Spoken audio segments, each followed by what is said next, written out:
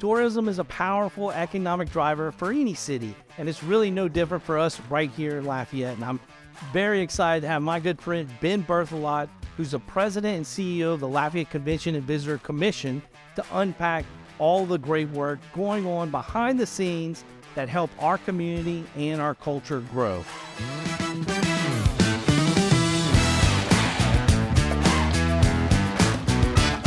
So Ben, I'm just super excited to have you here today, man. Thank you so much for taking the time out to come to do this with us.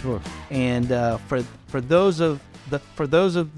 the people that don't know what you do and what your office does, why don't you give us a breakdown of, first of all, who you are and then how you ended up in this role? Sure. Ben Berthelot. I'm the president and CEO of the Lafayette Convention and Visitors Commission, and lived here all my life. Went to school around the same time as you. Well, I was in Luke's class. That's right. And so you were 2 years older? 2 years older, Yeah. right. And then we reconnected again in 2007, the leadership, Lafayette leadership. Yeah. It was 2007 or 8. Yeah, something. Yeah. So, I lived there all my life and went to school at UL, studied public relations. And when I graduated, I didn't have a job, but fortunately I was coaching basketball at Fatima, which I still do. And we had two parents, Paul Favron and Lee Tadford. I coached their kids. And we went to the end of the year party, and they said, "What are you doing?" I said, "I'm looking for a job." And they said, "Well, come see me on Monday."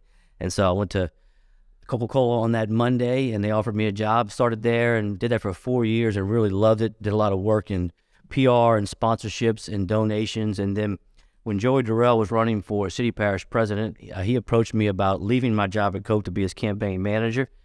And he said, if we win, I got a job for you. If not, you're on your own. So I was young and single. I was young and single at the time. And so I said, I'm going to do this, and did that. And he won and spent 6 years as his assistant at Lafayette Consolidated Government. Really learned a lot. I learned a lot from him, and spent 2 years as a director of community development.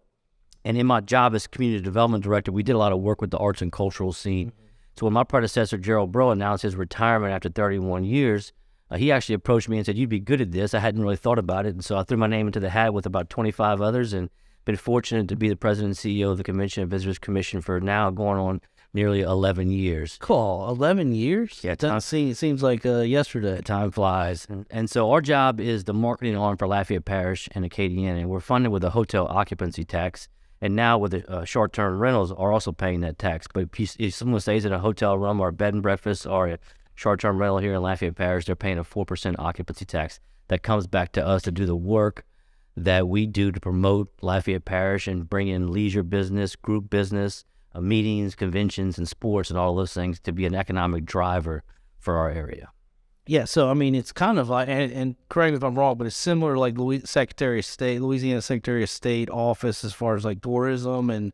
Well, actually, more similar to with the function of the Louisiana Lieutenant Governor. Lieutenant Governor, that's what I mean. So Lieutenant Governor's office. So his job is nun-guessers, like that. You're basically Lafayette's nun-guesser. Right. So the way it works, you have a local Convention and Visitors Bureau, you have a state office of tourism, then now actually there's a national group called Brand USA who does a lot of work on the international side. So we all work very closely together.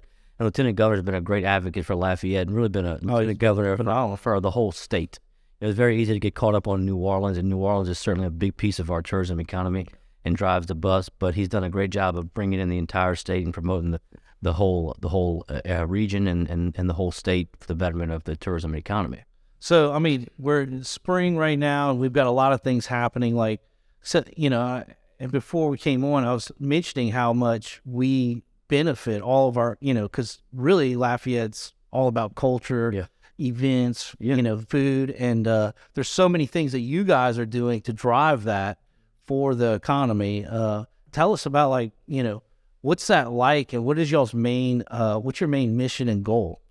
A couple of things, and it's really neat to be on this podcast because although we do attract a visitor economy, there's this whole cycle. So from a real estate standpoint and from really a citizenry standpoint, the first time you ever go into an area, if you're thinking about moving your family or your business, you're there as a visitor. That's right. And so that first impression is so important.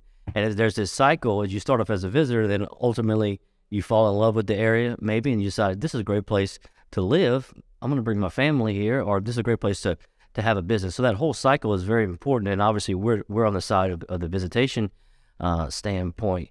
But there's so many stories out there, people visiting for the first time for a Festival International de Louisiana and then saying, man, I want to experience this for the rest of my life. And they move their family here, and then they had to buy a house, and that whole cycle continues. So it's all very relevant. But the majority of our funding is spent outside of the market trying to get people to come visit. We do a lot of direct advertising, both on the print, social media, digital now, of course, is very important. We host a lot of different travel writers throughout the year. And we host them and give them a little itinerary. They go back and write great stories about our area. And actually, every morning, I get a report. It's called a meltwater report, but we track certain keywords. And we're tracking what the ad equivalency value of those stories are and the role that we played in that. So as an example, in October, we hosted TBEX, which is the world's largest travel bloggers conference. We had around 200 different travel bloggers. Interesting. I didn't know that. Yeah, so every morning, we're now being able to track what that meant in terms of the messaging going out from an ad equivalency standpoint. And so when that event was held in Huntsville, Alabama, it generated $41 million in earned media for that area. And that's what we're constantly trying to do and drive not only people here, but drive our messaging. That's interesting, man. I really had no idea. So you guys are really not just focused on advertising just for the tourism, but also trying to get the bloggers and the people who are writing about this stuff to come experience our Cajun culture and then write about it. Right. And that is more of an organic way to get people here to Lafayette. Exactly. So I'm a member of the Society of American Travel Writers, and my predecessor, Gerald Bro, had been for many, many years. And so we do a lot of different appointment-based shows throughout the year, and we host a lot of those different chapters. We hosted the International Food and Wine Travel Association, so we're constantly bringing in journalists, and that pays off in the long run. So all these rankings we've gotten over the years, the tastiest town of the South by Southern Living Magazine, the best food city in the United States by USA Today, and Rand McNally, happiest city in America. Those things don't just happen, and a lot of times it's as a direct result of the work that we've done as an organization over the years, and those travel writers that we've hosted over the years go on to become editors, and when these decisions are being made, they have a feel for our area because they've been here and they've been hosted by us. So that's just one small piece of what we do. Obviously, the meetings and convention part of our business is very, very important. We work closely with the Cajun Dome and the Convention Center. Just this week, we're hosting the LHSAA State Powerlifting Championships. So we'll have thousands of different powerlifters as coaches and trainers and their families here. And that'll be a huge economic impact. It's at the convention center. That's So, I mean, is the convention center, part of your is that part of your responsibility to keep that up? I mean, is that like underneath your? No, it's not. We work very closely with them, but we don't manage the convention center. Well, you're not managing it, but it's part of your mission to make sure you're filling it up as much as possible. Yes. So I know just in general, just through Mardi Gras and everything, I mean, it's a very busy time. You got back-to-back events, and you've also got to coordinate with like the hotels and whatnot, make sure you got enough people, places for them to stay. Yeah, it's all about putting the puzzle together. So as an example, at the Cajun Dome, UL basketball takes priority for everything. The Mardi Gras crews have a priority in there because they drive a lot of revenue. Concerts are a big priority, and then conventions and meetings right after that. And so we look at the dates on the calendar and working with them and try to make things fit. And fortunately, over the years, the university has been very good about working with us. As an example, last year we had the opportunity to host the state volleyball championships for the first time, which is a big deal. And we had that opportunity because in Kenner, their convention center was destroyed by Hurricane Ida. But they had a UL girls basketball game on a Saturday night. So we were able to work with Coach Broadhead to get that moved and then allow us to host the state championships for volleyball, which now led to a 3-year commitment, about $2 million economic impact for our area. So fantastic. it's also about, we do a lot of collaboration. Taking that opportunity and then turning it into something that was ongoing. Right. And we always say if we can get people here for the first time, we can get events here for the first time, we have them hooked. We just got to get them here, and that's what our job is, to try to do that. So, I mean, it's interesting that you said that because, so you never know when that next opportunity is going to come, but you guys are basically, looking for all those potential ideas and then making sure that it jives with our schedule, which has got to be difficult because we don't have any, real 5-star hotels or anything or facilities to bring them in. It's kind of, you got to piecemeal the hotel rooms and stuff together for those big events. You got it. You nailed it. And it's a challenge of ours on the infrastructure side. I always say I would put our food, music, and culture up against with anybody in the world. No doubt. And it's just a matter of infrastructure. And for some time, our top priority has actually been a full-service hotel at the Cajun Dome and Convention Center. And I know if any of the listeners, or if you ever go to a convention for the real estate industry, chances are, there's a very good chance when you get to that convention, you never have to leave that area unless you want to go to a new trendy restaurant, or maybe you want to go sightseeing and see something, which happens everywhere. But you have that density and that connectivity from a convention standpoint. Your hotel is there, your convention center is there, the restaurants are there.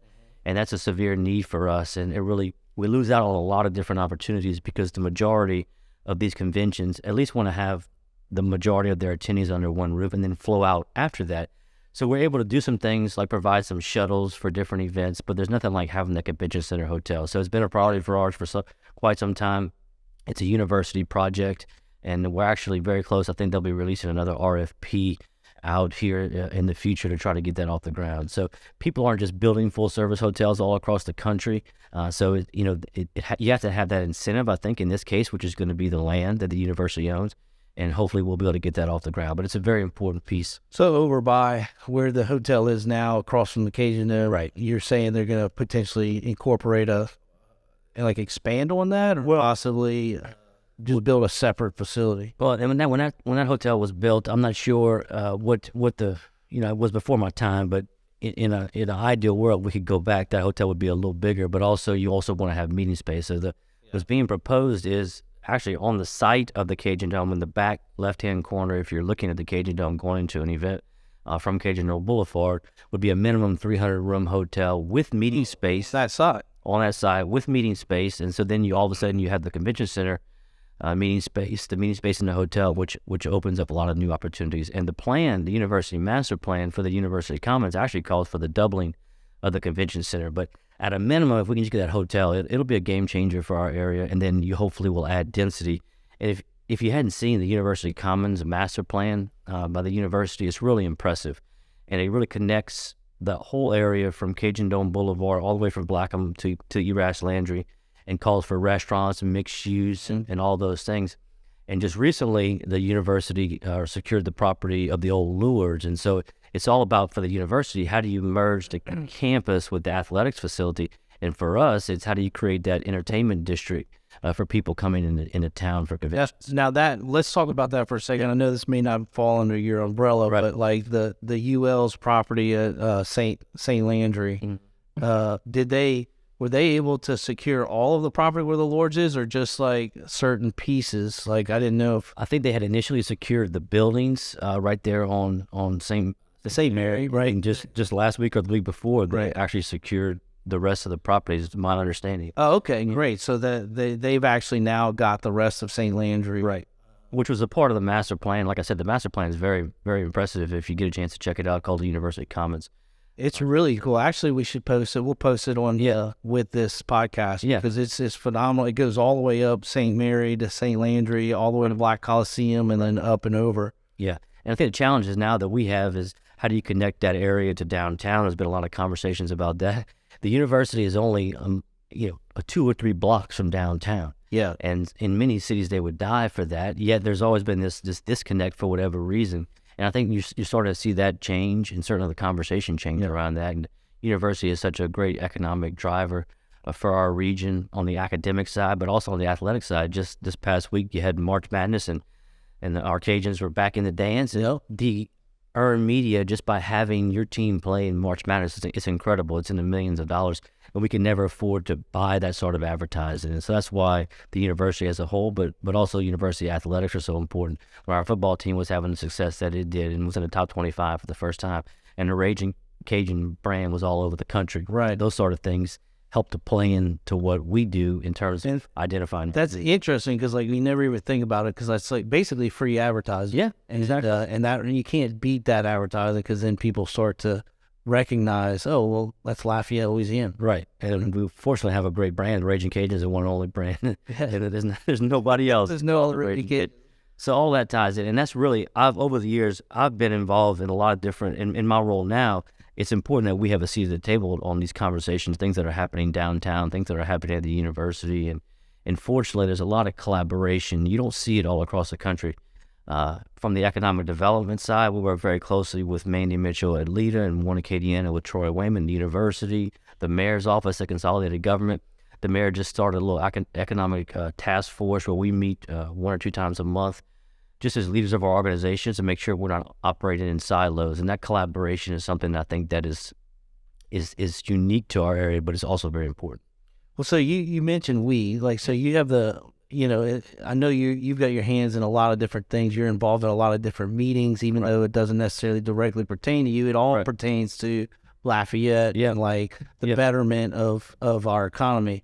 There's a lot I want to get to, but who's underneath? You're the CEO, and then how many employees do you have, and what's the main objective every day? Sure. Let me first by saying that we're governed by a board of directors.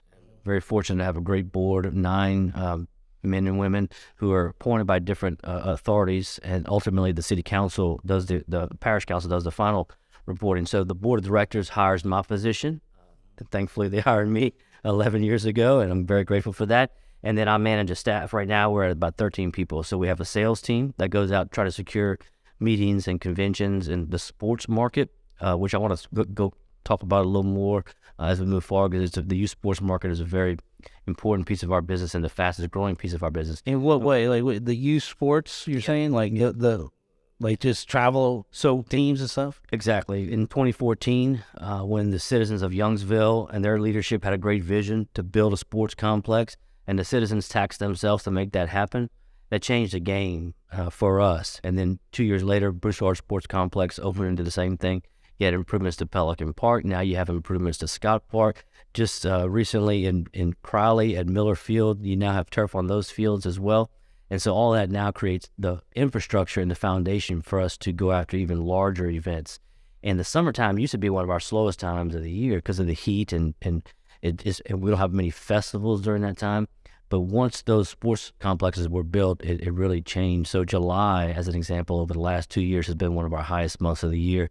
They have 5 different Pony World Series in Youngsville. We secured the Louisiana Little League Championships. We have a football showcase, a July 4th weekend. And so a lot of different events happening that drive revenue to not only our hotels, but our restaurants. And so that shift has happened just over the last decade. Why is that? Because of the infrastructure. Because like before they were going somewhere else, or is it just picking up in general, like all these travel leagues?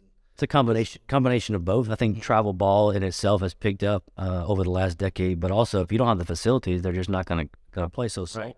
So first you need the infrastructure, which we now have, because now you got Youngsville, you've got I don't know if Broussard's fallen underneath that.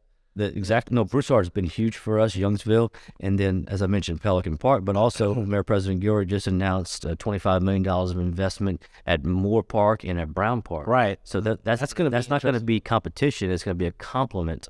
And so it'll be our job to work with all those facilities to say, how do you turn a 50-team tournament into a 150-team tournament? Wow. And we have a great relationship with all those entities, and looking forward to having those conversations as our infrastructure continues to grow. But it's been a game changer, not just on what you think of baseball and softball or soccer. So just this past weekend, the Youngsville Sports Complex hosted a big college sand volleyball tournament, the Beach Bash.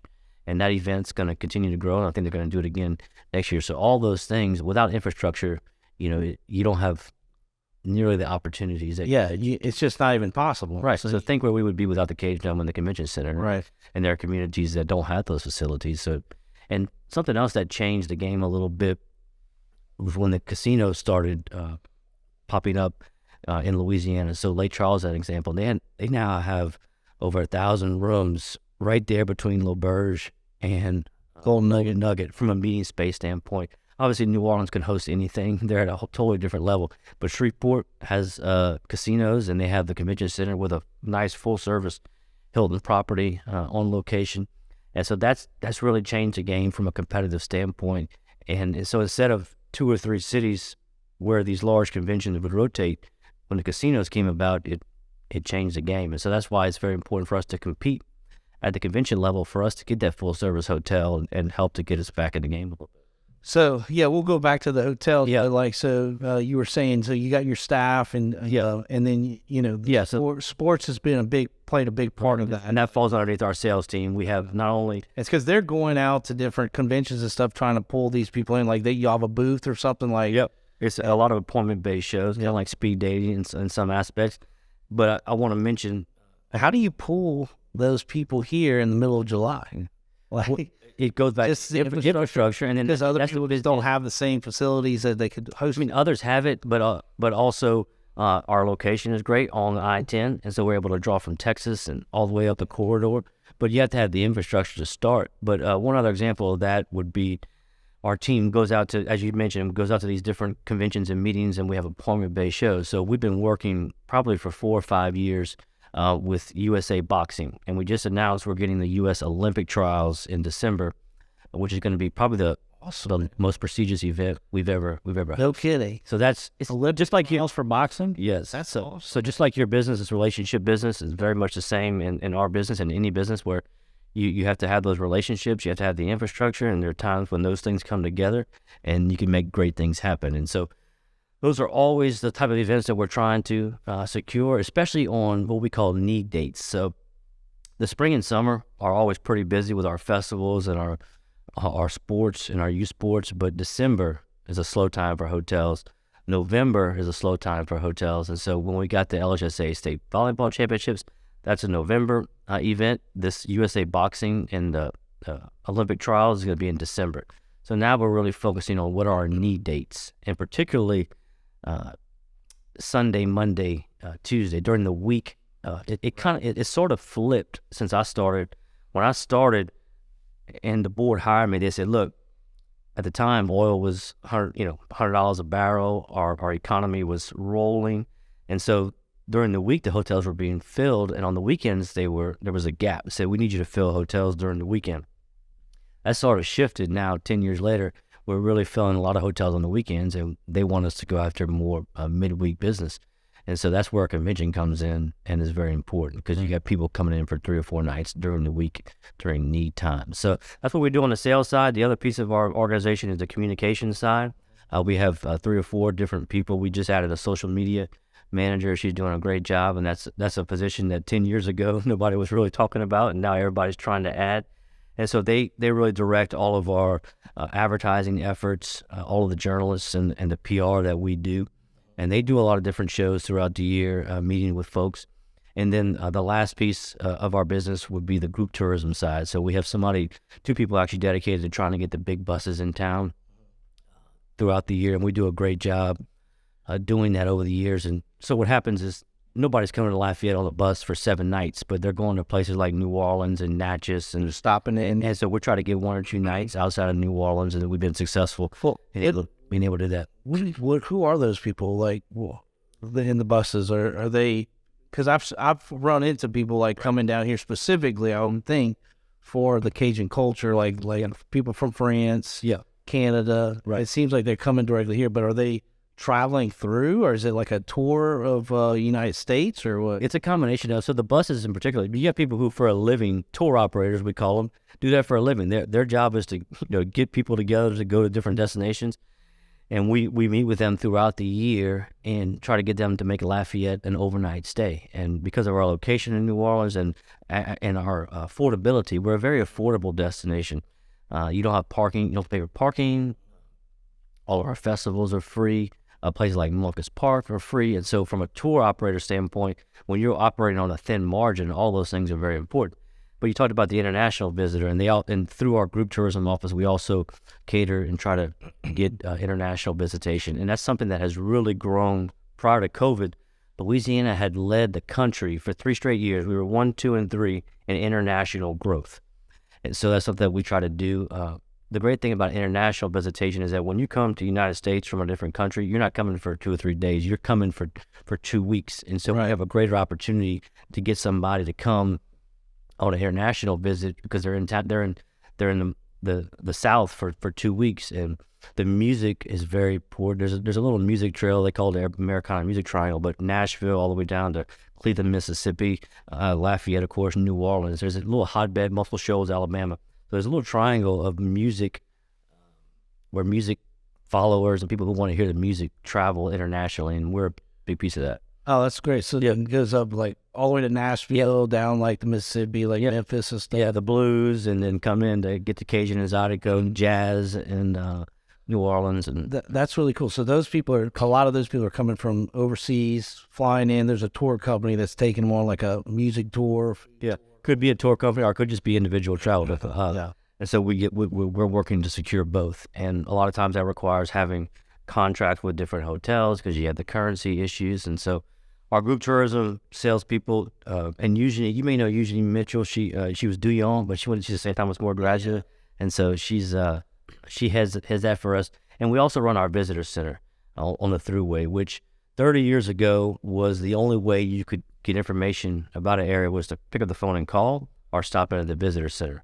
Obviously, that has changed a lot over the last few years. So we get fewer people who actually stop into our visitor center, but we still get people. Now, that's a Lafayette Visitor Center or Paris Visitor Center? Lafayette Parish. You guys are over the whole parish. We're over the whole parish. And really we sell the whole region, because that's the great thing about tourism and the visitor economy is when you're coming here and you just want to have a good time. You don't care if you're going into St. Martin Parish or what's the number one thing everybody just when they leave, they're like, man, I can't believe we did this. It's like, it was the coolest thing. There's a lot of different things. I think ultimately people come here for the food, the music, and the culture. That's the big three. Yeah. And we're fortunate we have a great product in that regard. But we also have some unique things that aren't necessarily in the city or parish of Lafayette, but Tabasco as an example. There's only one place in the world where Tabasco is bottled and made, and that's right down the road in the April Valley. So that's a big attraction. Swamp tours are very big, and then people want to go on a swamp tour. What they call the Fado Dough. So places like Randall's before they close, but Préjean's, they want to hear live music. And we actually started running through our communication department. We have what's called Lafayette Live, Lafayette Weekly. So we're publishing who's playing where for the whole month on our website. And it's really impressive to look at the lineup and see just how many places where you can hear live music. And so we have to be able to deliver on that. When we go out and sell and say, look, you got to come to Cajun and Creole country, the birthplace of Cajun and Zydeco music. If we invite people to come and there's no live music happening, then it's not going to last very long, right? So we're fortunate that we have a lot of great live music. So that they're coming for those things. Of course, you have other places like Keaty Center for the Arts, and those are important. But there are museums and art centers in every big city in America. So that doesn't necessarily differentiate us, but the music that's being played at those places, is kind of what differentiates us. And so, one great thing about our area that I always say is, you don't have to go to a museum to learn about our area. You have the opportunity to become immersed in the culture, and I think that's important. Yeah. Right. And we do have great museums and living history museums, places like Vermilionville, where it's not just looking at pictures on a wall, but you interact with the artisans and all those things. So I think it's important. But the opportunity for people to get immersed in our culture, whether that be through our food, our music, our festivals, I think sets us apart. That's an interesting point, because you really are like immersed. It's not a museum. Like, you go to different cities, they got great museums, but like, where else can you go and like, literally you can go out this weekend and go see somebody who's, got a world-renowned, Zydeco artist playing in front of you, like 2 feet away. Somebody who travels all across the world playing and draws great crowds, and then they live here. They're right in our backyard, and unique things like boucheries. I mean, those are opportunities for people to experience something they've never experienced and will never experience again. So, so you were talking about the visitor center, and then y'all's location now is right next to the Mouton House downtown off of Lafayette. Now, the only reason I know that is because I live right around the corner. I did. So tell us about y'all's new facility, because I think that's a phenomenal building that most people don't know. It used to be the Evangeline Art Gallery. Right. And then you guys took it over, renovated it, and tell us about your new location. Sure. It's not new anymore, but yes, COVID kind of slowed everything down, but made everything fast in a way. But so we still run our visitor center on the Thruway, and we will until I-49 comes through, and we'll be going at that point. But we've been looking for a location for many years, because we knew I-49 is going to be coming at some point. And we actually are housed on the land. It's owned by the state. And there was one of the covenants in that agreement was that we had to be on piers. It couldn't be a structure that couldn't be moved, because they knew one day I-49 would be coming. So we'd outgrown our facility, so we started looking, and of course, everybody wanted the visitor center next to them. Yeah. We had people wanting us to go to Muncus Park, different places on University or wherever. And ultimately, this opportunity, it's a funny story, but I'll tell you, so we have a little bit of time. I got invited to go to a meeting. The ladies who run the Alexander Mouton House wanted me to go to a meeting. They wanted to open up a Mardi Gras museum in the building next door, which is the old Evangeline Gowers building. And so I knew we don't have the money as a city for another museum. We can barely maintain the ones that we have. They're all being subsidized. But as a courtesy, I went to that meeting, and I started looking at the building, and I said, it was Anne Marie Hightower who had invited me. I said, Anne Marie, I hope you don't mind, but I'd really like to hijack your idea, and I'd like to move our office here. This would be a great location for us. And so she said, oh, no, that would be great, because, of course, Alexander Mouton House wanted us as a neighbor as well. Yeah. And so we started that process as a board, and it was really an interesting building. It's about 7,000 square feet, but they also have a warehouse in the back, which is important for us for all of our brochures that we house and all those things. So we actually purchased a building and did a major renovation on it, and moved in November, right before COVID, and then COVID obviously shut everything down. So we never really got to do a huge kind of welcome to downtown type of event, but enjoying being downtown. I'm a big downtown advocate. It's important for the continued revitalization of downtown from a tourism standpoint, because that's where you go as a visitor. Chances are, when you're traveling to a new area, you're gonna go downtown first, and that's right. That's where you go. And so, I think that's important, because people, they don't understand the importance of having, investing in our downtown as but nobody's going to, Broadmoor when they come to town, right? They're, or even River Ranch. They might go there for Rhythms on the River, but you go directly, if you're in a new city, you go downtown. That's right. As your first starting point, and then you figure out where else you're going to go after that. And so you guys are now downtown, and it's a big building too. What else are y'all doing in there? Yeah, well, we have some warehouse space in the back, and part of it we're using for storage, and then the back piece, a lot of different ideas. We had met with UL about possibly doing some film work there, and that never panned out. But currently, we're allowing Festival International and downtown to house some of their equipment there until at some point maybe we'll do something with it. But it's been a great location for us, and we haven't really started seeing people pop in yet, although it's just starting to happen, because we still have our visitor center, so the majority of people are going to get information there. But we're now starting to have people pop in looking for information. So it's great to be downtown, and we think it's important. And what's interesting about that building is there aren't many entities, I think, that could have undertaken the major renovation and made it work on the private side. And so I think by us, purchasing that building, it brought a building back to Commerce. Oh, no, they have not. No, it was not, and it was available, I remember, for maybe a decade. They had people in and out of there, but the amount of work that it needed was, significant. And, the owner, rightfully so, one of them didn't want to sell it for anything less than what he wanted. Right. So, I'm glad that you guys put that back into Commerce and activated that area, especially with the Mouton House right next door. Yeah. I mean, it's a great compliment to the Mouton and just that whole block. It's good to see something like that. We've enjoyed being down there, and you just recently saw one in Acadiana make an investment downtown. They're going to be moving their offices down to a building that has been sitting there for a long, long time as well. And so I think it's important, when we can, as quasi-governmental organizations, do our part to help what's going on downtown, because it is such an important piece of downtown, you can't deny it's been the last 24 months has been, or since COVID, really. We've seen there's so much more activity than we did previous decade. Right. And so, your listeners might be wondering why we're talking about all these things that you think may have nothing to do with tourism, but they all do. And it's been a big shift over the years from our organization's standpoint, and organizations like ours all across the country. We are called destination marketing organizations. That's our job, to market the destination and to try to get people to visit. But the big shift is now what they call destination management organizations. So what role are we playing in ensuring that the destination is advancing and growing for all the things necessary that people will want to come to visit for, or want to move for, and want to come here and buy a house. So from a destination development standpoint, we're seeing a lot of positive things happen. And just this last budget cycle, the last 2 budget cycles, Mayor President Gilray and the council allocated money for bike paths. You may say, well, that's not important, but it is important from a quality of life standpoint. It's important. We have people in our area every weekend driving to Covington to go ride the Tammany Trace. And so that's what's interesting about our job, is that it's really not that different. What visitors want is the same thing that locals want. You want quality of life.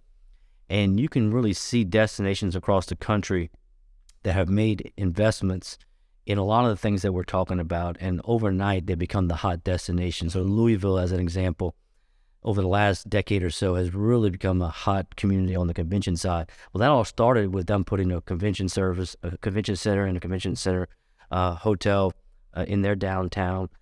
Nashville made significant investments in their downtown, and that's the music mecca of the world right now. Nashville's really hot. Places like Charleston and all those things. What they all have in common is that density that I think is important for us to reach our fullest potential. The ability to get out of your car and see an area. And so what I always say is from Holy Rosary to the Horse Farm, we have to find a way to make that urban core strong and something that's connected. And there's been a lot of great movement and momentum along that regard. So what do you think is going to be, I mean, because, I go to a lot of conferences too, and it's like, we try to have our Louisiana Realtor Conference. This isn't that big of a conference here in Lafayette. Even with just a few hundred people, it's difficult to house those people on one area. And, that you don't have that connectivity, And so what needs to happen?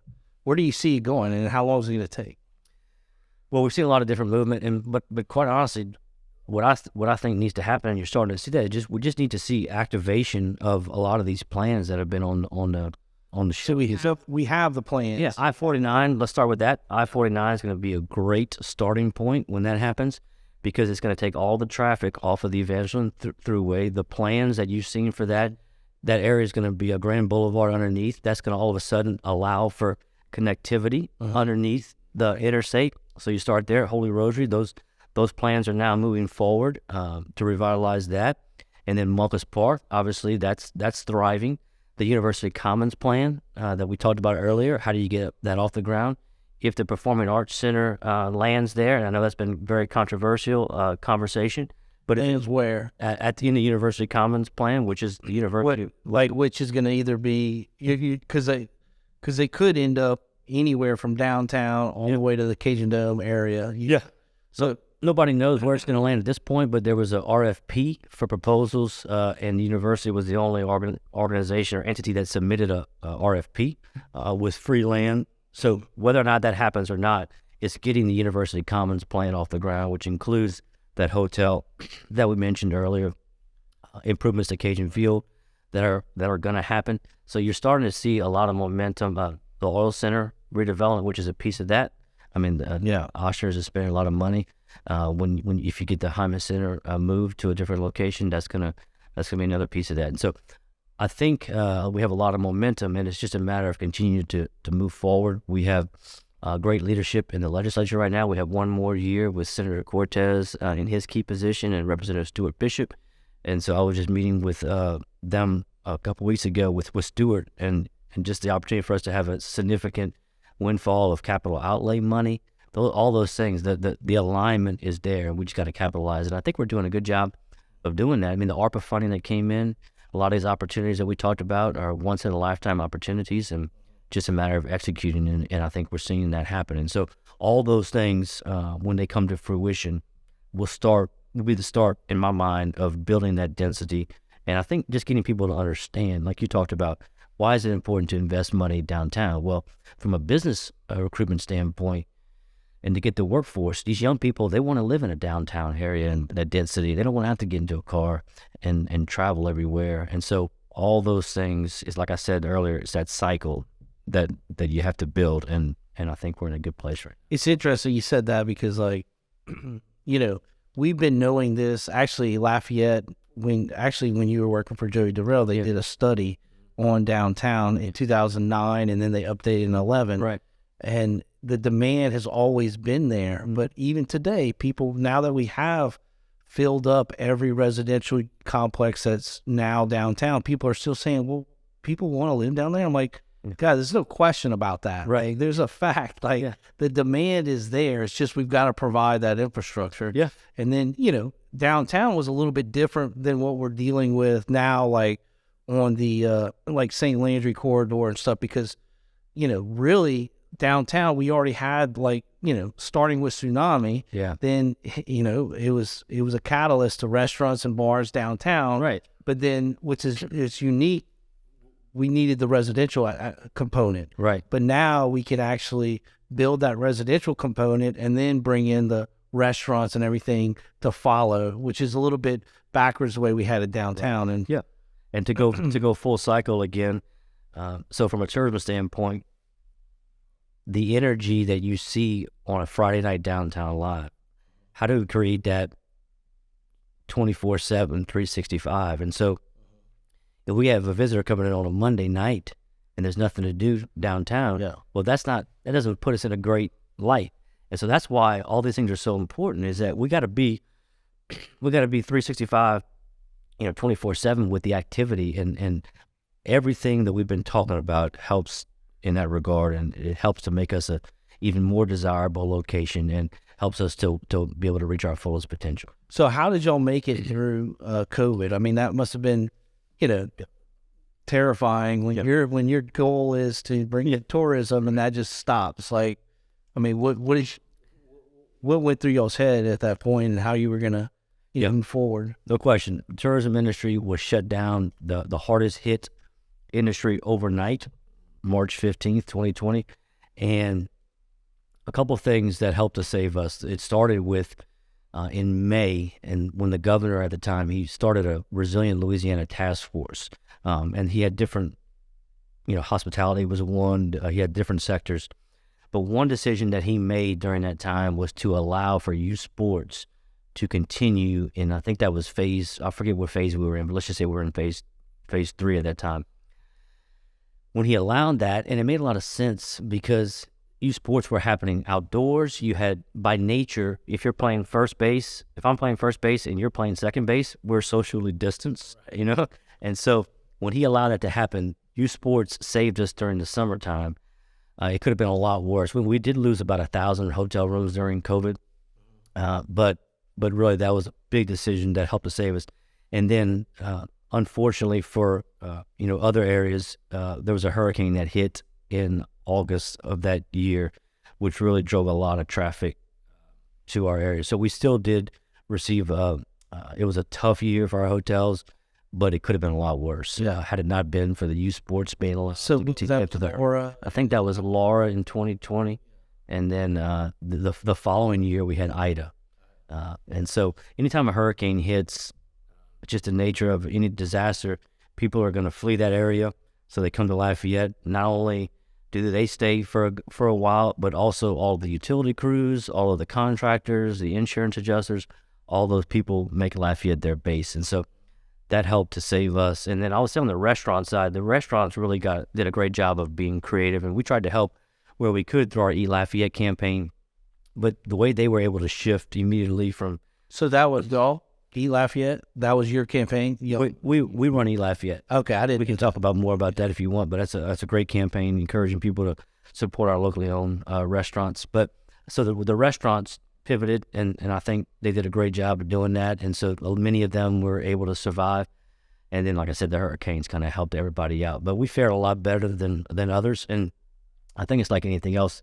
The larger this city, the worse problems you had, and so we survived that. And then coming back in 2021, it ended up being our highest year on record for hotel motel receipts, which we just beat in 2022, which is now our highest year on record for hotel motel receipts. So I would say we definitely have come out of COVID strong. Part of that is rates. The rates are really strong, not only here, but all across the country, as those hotels are trying to recoup a lot of the losses that they had. So they're dropping the rates? They're raising the rates. Oh, the rate. Oh, that's why. Yeah. So the revenue. So the number of nights are actually the occupancy might have been a little bit lower, but the higher rates. Yeah, have helped to offset that. And this past year, occupancy was relatively flat, but the rate were increased, which led to our highest year. So, but what about? So that was the highest year on record for the hotel receipts. But like, how are we doing tourism wise? Like for Lafayette, are we? I would imagine, just my perception is that COVID drove a lot of people to start traveling a little bit more towards the end, and then Right. Is that going to level off, or are we going to continue to see the continuous traveling? I mean, I think we're back. Obviously, there's different facets of the business that we've talked about. So international is by no means back, and it'll be a while before that gets back on track, which is unfortunate because we had made so much progress on the international side. But from a leisure standpoint, I would say people are back traveling. Meetings, I don't think we're quite 100% back, but we're pretty close. And so people are, this whole notion that meetings would go away, I don't think will ever happen. No. You can't share a beer with somebody over Zoom. No. And so I tried. It's not fun. and so we're seeing pretty much 100% back on the meeting standpoint. And so did y'all see an uptick though? Like, did you see 2021 and 2022 more travelers, or is it?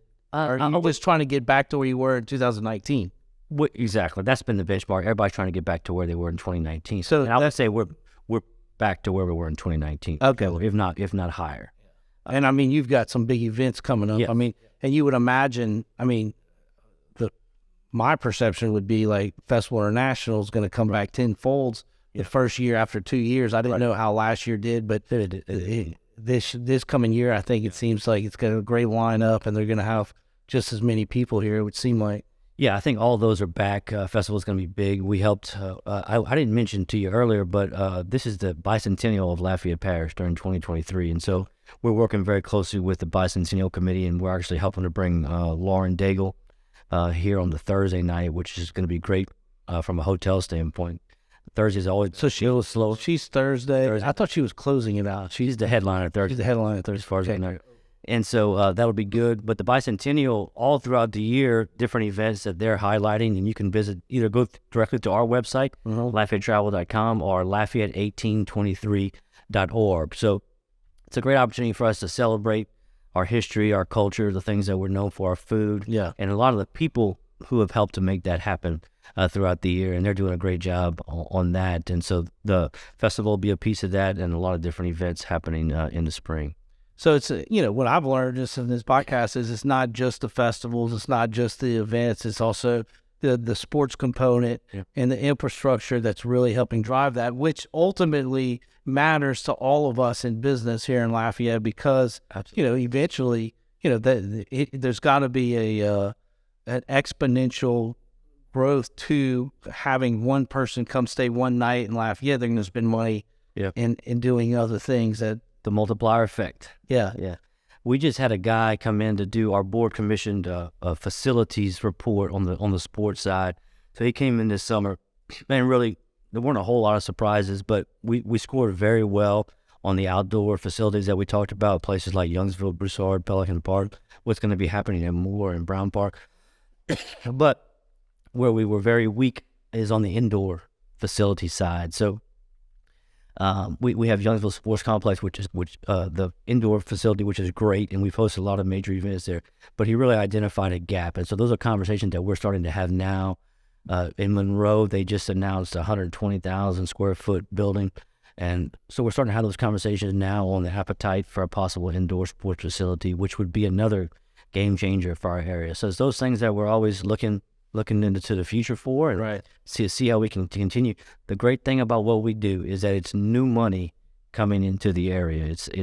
It's people that would have never been here otherwise that are spending money. And as you said, that hotel stay multiplies when they eat at a restaurant, or they go and maybe get their dry cleaning done or anything. And it's that multiplier effect of new money. So what is there, do you guys know, is there a correlation between tourism and then our population growth? I mean, the more tourism we have, the higher, the faster we grow, or is there any correlation? That's a good question. I've never seen any real hard data on that, other than just kind of the stories that we hear. People falling in love with our area. But I'm sure there's got to be a correlation. Is there so like? But the thing about Nashville as an example, so Nashville is one of the hottest communities, and it's grown exponentially over the last decade, and a lot of that starts with people going there for a meeting or a convention. They're going to experience the music, and then the young people are moving there like crazy. And so I mean, I went to Nashville for a conference, and then I wanted to go back. So, right, you wanted to bring your family, right?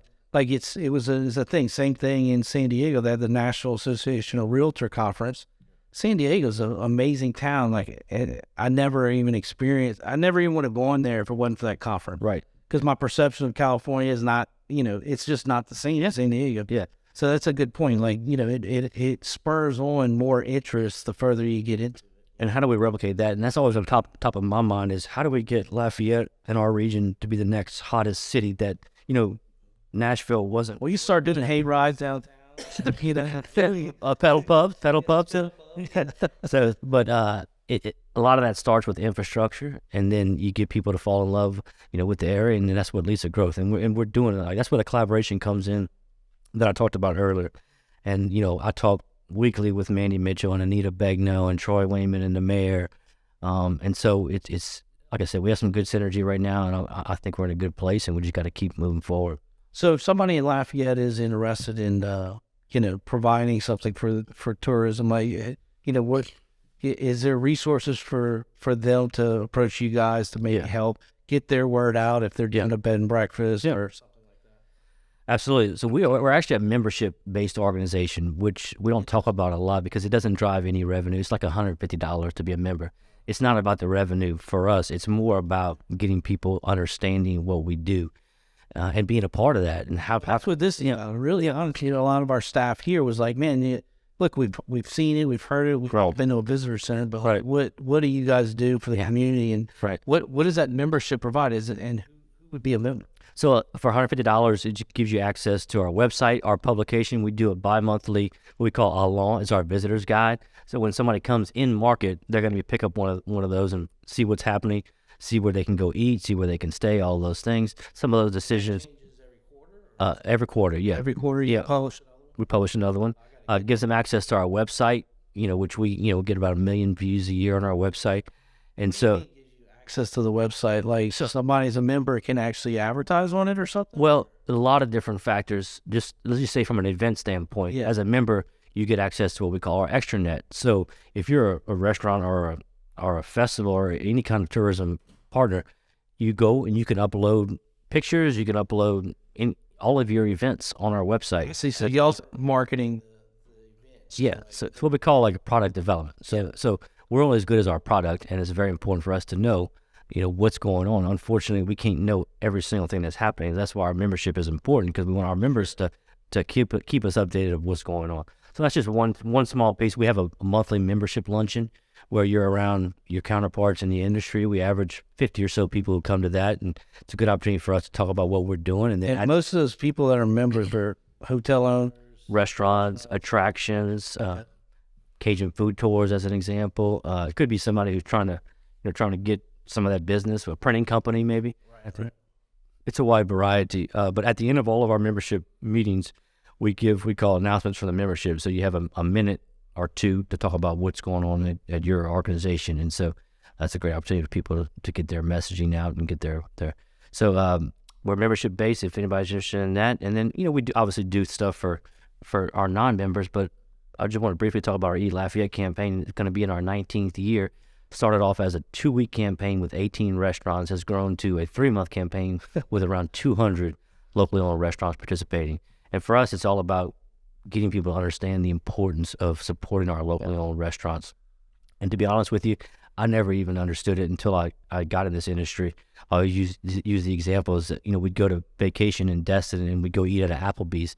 And when it hit me, is that why in the world would I go eat at a restaurant that I could eat at in any city in America? Right. So that's what Eat Lafayette's about. Yeah. When you're going out to eat with your family, where can you go that there's only one Charlie G's in America? There's only one Cafe V. There's only one Judy's Inn. There's only one Elise's Pizza. There's only one, with Dino's and Praise Shop. All those things, that's what makes our area so special. And so that's what our Eat Lafayette campaign has been about, and we'll be entering our 19th year coming up.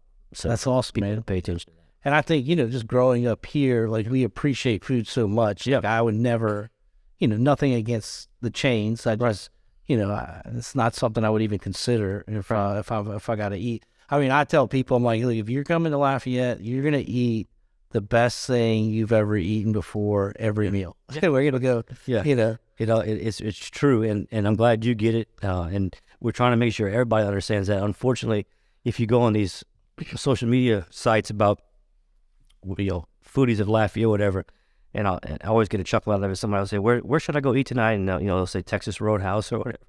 I don't chime in. I stay out of all that. But it's getting people to understand, and nothing frustrates me more, and because all of our hotels are located on the College Saloon Pinnacle corridor, and you have a lot of chains, a lot of great chains that are important for our economy. But when I see somebody crossing the street to go eat at Chili's or Outback, man, what's that? What are you doing? But so that's why we try to get people to realize that while you're in our area, go eat at one of these places that have helped us to be named the tastiest town of the South. And that's not our chains.